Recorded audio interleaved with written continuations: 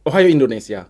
Pernah kan ngeliat orang nyerobot barisan pas lagi ngantri mau beli karcis atau mau masuk gedung atau pas lagi macet nyerobot aja gitu. Pasti pernah lah. Kesel kan tuh.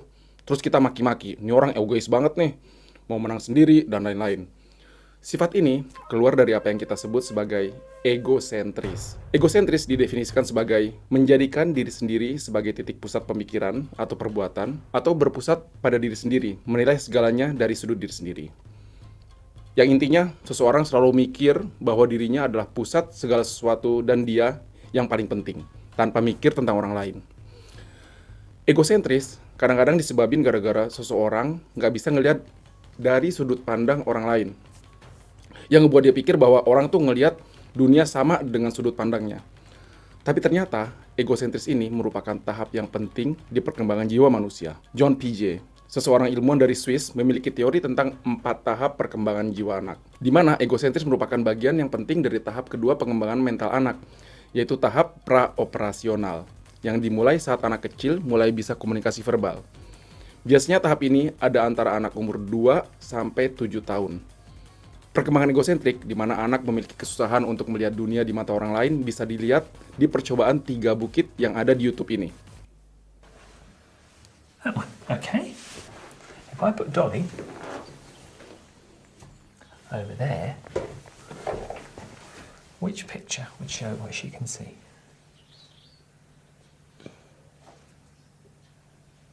That one. Okay. If the dolly was sat where you are, yeah, which picture would show what she could see? This one. The same one. Yes, that's right. Now, if I put the dolly over here, okay, so she's in a different place, which picture shows what she can see now?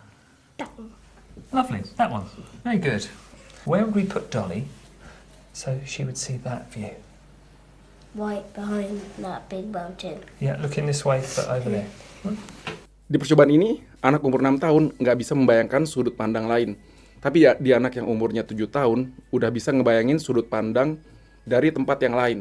Dan di anak yang terakhir, bahkan bisa ngebayangin sudut pandang yang mana yang bisa ngelihat benda berbeda. Kita lihat bahwa di 2 anak yang lebih gede, sudah mulai ngerti bahwa dunia itu beda dari pandangan orang lain. Ini nunjukin bahwa anak ini udah lebih dewasa, udah ngelewatin tahap 2 tadi. Salah satu bentuk egosentris yang lebih ekstrim adalah narsistis, yang merupakan gangguan jiwa di mana orang tersebut mengagum-agumi dirinya sendiri dan mikir bahwa dia adalah amat spesial dan perlu dikagumin. Katanya sekitar 1% dari penduduk pernah ngalamin gangguan jiwa narsistis ini. Umumnya keluar waktu masih remaja, waktu ABG lah. Dan umumnya jadi membaik setelah orang tersebut jadi lebih dewasa, jadi lebih gede. Contoh-contoh yang tadi saya bawa itu adalah contoh yang ekstrim dari sifat egosentris ini. Tapi banyak contoh lain yang nggak ekstrim yang nunjukin bahwa egosentris itu dalam kadar yang normal juga ada di kehidupan sehari-hari kita. Ada satu survei tentang berapa persentasi suami istri yang lakuin untuk kerja rumah tangga. Jumlah dari 2 persentasi itu sering lebih dari 100%. Ini gara-gara seseorang tuh terlalu memfokuskan atas kerja yang dilakuin dibanding orang lain. Ada contoh lain dari efek egosentris ini, yang saya yakin hampir semua kita pernah ngerasainnya.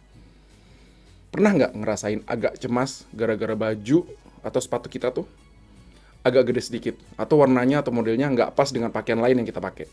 Atau pas lagi pidato atau presentasi, kita cemas orang-orang yang ngelihat kita itu tahu bahwa kita itu agak sedikit gelisah atau nervous. Padahal sebenarnya hal-hal kayak gitu tuh kurang diperhatiin, dan orang itu nggak ngelihat kita nervous.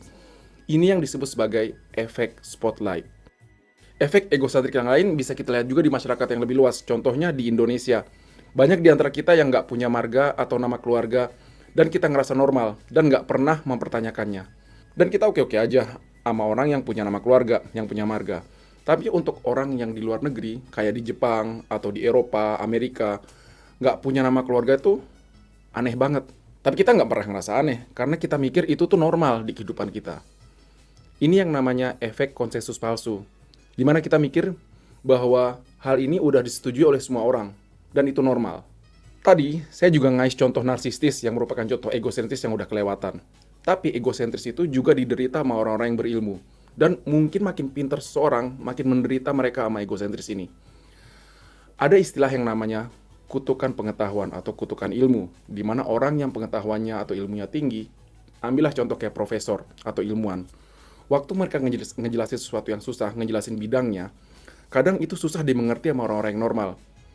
Dan itu seringnya bukan gara-gara profesor atau ilmuwan itu sengaja ngejelasin untuk nunjukin pengetahuannya, sengaja ngejelasin susah untuk nunjukin pengetahuannya tinggi. Soalnya biasanya orang-orang yang udah setingkat ini tuh udah kayak padi, makin berisi, makin menunduk. Tapi mereka juga kesusahan untuk ngerti sampai mana ilmu yang lawan bicaranya punya. Kadang mikir bahwa orang yang diajak bicara itu nggak beda-beda banget tingkat pengetahuannya sama yang dia punya, yang akhirnya ngebuat orang pintar ini susah dimengerti. Itulah yang namanya kutukan pengetahuan atau kutukan ilmu. Sekarang yang namanya pengetahuan bahwa bumi berputar di sumbunya, punya orbit ngelilingi matahari, itu udah jadi pengetahuan umum, semua udah tahu itu. Tapi pengetahuan ini sebetulnya masih baru banget, masih baru sekitar 1000 tahun, dibandingin sama manusia yang katanya udah ada sekitar 7 juta tahun. Dulu semua percaya bahwa bumi itu diam, nggak berputar, dan benda-benda langit yang berputar yang ngelilingi bumi. Yang konsep ini kita sebut geosentris. Hanya sampai sekitar tahun 1000, seorang ilmuwan muslim yang namanya Abu Sa'id al-Sijzi yang membawa teori bahwa bumi berputar di sudutnya. Dan di abad yang sama, ilmuwan lain, Abu Raihan al-Biruni, pertama kali membawa konsep bahwa pergerakan benda langit itu juga mungkin disebabkan karena bumi yang berputar mengelilingi matahari.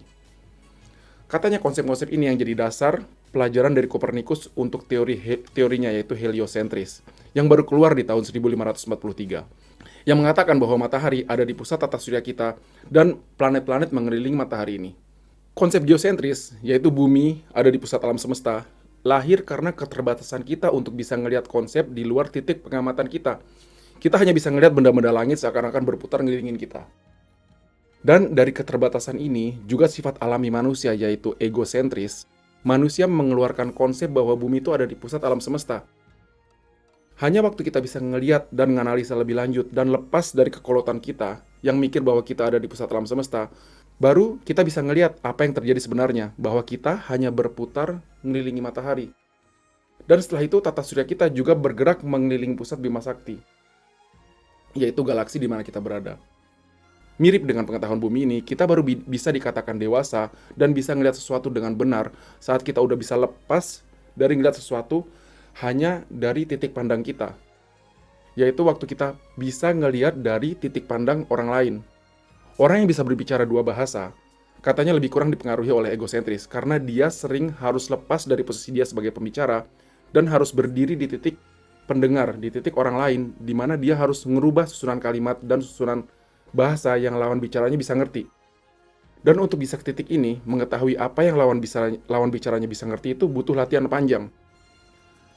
Egosentris tetap akan ada, karena itu merupakan salah satu tahap yang harus kita lewati sebagai manusia. Tapi perlu diingat bahwa salah satu hal yang ngebedain antara anak TK dan anak SD adalah kemampuan untuk ngelihat sesuatu di titik lawan bicaranya bisa ngelihat.